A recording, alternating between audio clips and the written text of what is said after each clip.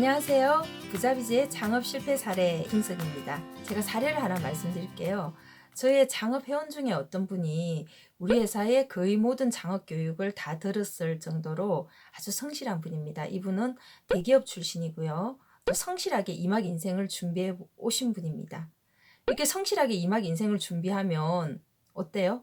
성공해야 되잖아요. 근데 제가 이분을 교육을 하면서 또 상담을 하면서 봤더니 이분은 안정적인 업종, 그리고 본인이 50대였는데 50대 나이에 잘 맞는 그런 업종을 선택하신다면 성공할 확률이 굉장히 높았습니다. 그래서 예를 들면 분식업이라든지 또 한식업 중에서 깔끔하게 할 수 있는 그런 업종들 중에서 제가 이제 업종을 많이 추천을 해드렸습니다.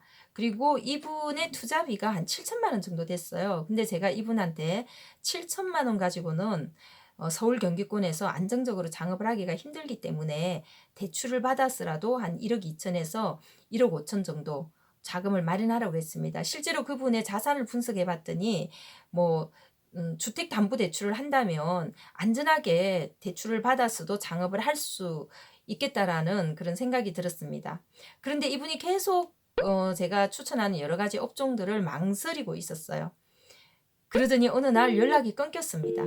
그러고 나서 얼마 후에 연락이 왔는데 세상에 무려 5억을 들여서 이미 운영되고 있는 어떤 유형의 시설 장치 업종을 인수를 하신 거였어요.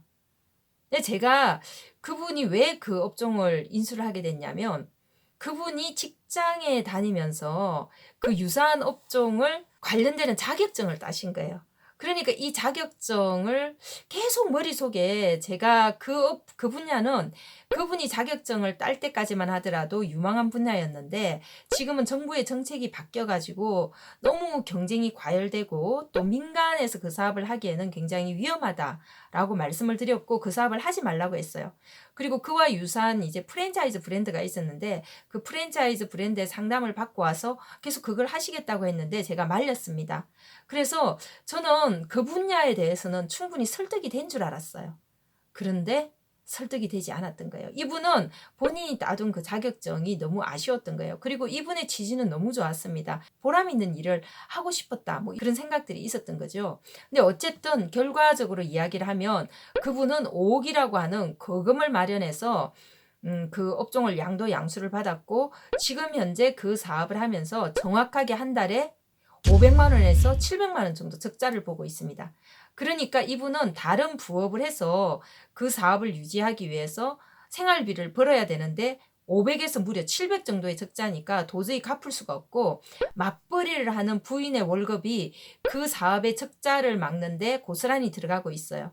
근데 이분이 그 사업에서 도망쳐서 나오려고 하면 그것을 누군가한테 양도양수를 해야 됩니다. 왜냐하면 이 5억이라고 하지만 실제로 보증금에 들어간 돈은 한 6천만 원 정도밖에 안 돼요.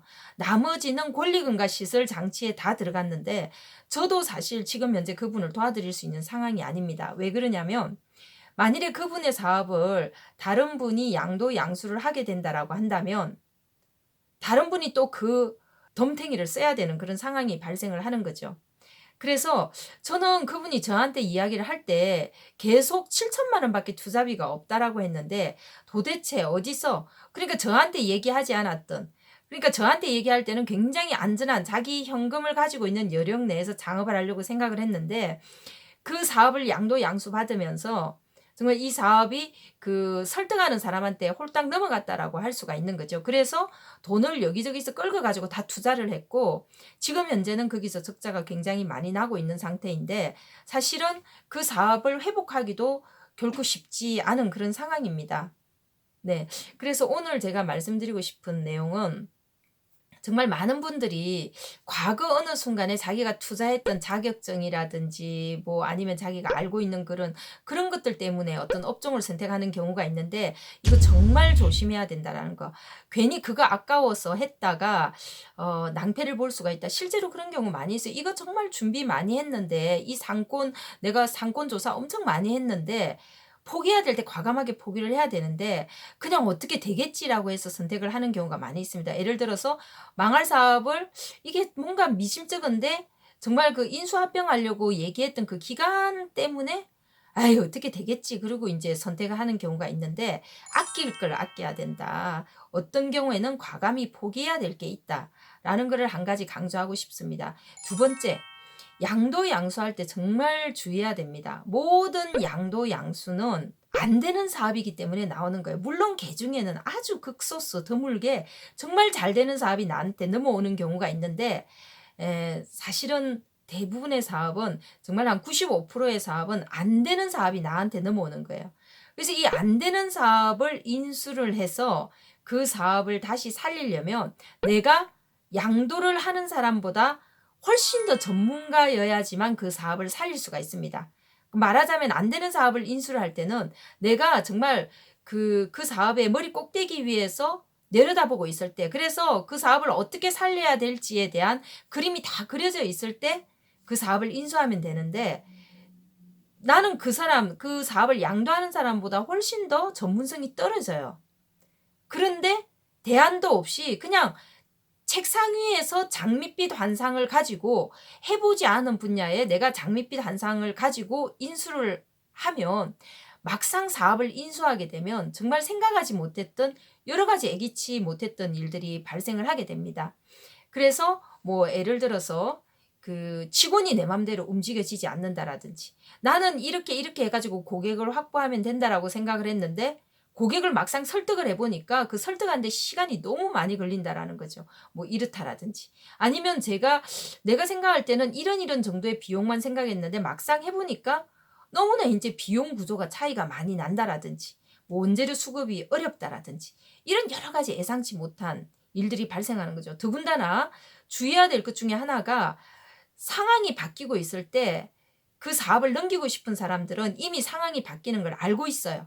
그래서 넘기는 건데, 인수하는 사람은 그 사업에 대해서 그냥 자격증 딴 것만 가지고는 안 되는 거죠. 사업의 환경, 여건 이런 것들을 다 봐야 되는데 막상 들어가니까 내가 미처 체크하지 못했던 그런 여러 가지 환경 변화가 많이 있는 거죠. 지금 좀 전에 얘기했던 이분의 사례 같은 경우에도 그 업종과 관련해서 여러 가지 이제 정부 정책과의 갈등이 있어서 사실은 그 사업자들이 국회 앞에 가서 뭐 데모도 하고 이런 상황인데, 그 문제가 이렇게 쉽게 해결되지 않는 그런 문제들이 있다라는 거죠. 자, 오늘 제가 창업 실패 사례 간단하게 말씀드렸는데, 첫 번째, 내가 아무리 거기에 대한 투자를 많이 했다고 하더라도 아끼면 안 되는 것이 있다. 버려야 될 것은 과감하게 버려야 된다. 그리고 두 번째, 양도양수를 할 때는 반드시 그 95%의 사례는 장사가 안 되기 때문에 넘어오는 것이고, 장사가 안 되는 사업을 내가 인수를 했을 때 그 사업을 성장시킬 수 있는, 성공시킬 수 있는 그 나만의 경영 역량에 확실한 어떤 전략이나 전문성이 있어야지만 그걸 인수를 받아서 성공시킬 수 있다 라는 거 여러분들 명심하시기 바랍니다. 여러분들 주변에 창업을 준비하고 계신 분이나 또 사업을 하고 있는 분이 있다면 이 내용을 공유하셔서 그분들의 실패를 막아주고 성공하는 것을 도와주시기 바랍니다. 구독과 좋아요 누르시면 앞으로도 더 다양한 정보들을 받아보실 수가 있습니다. 오늘은 여기까지 하겠습니다. 감사합니다.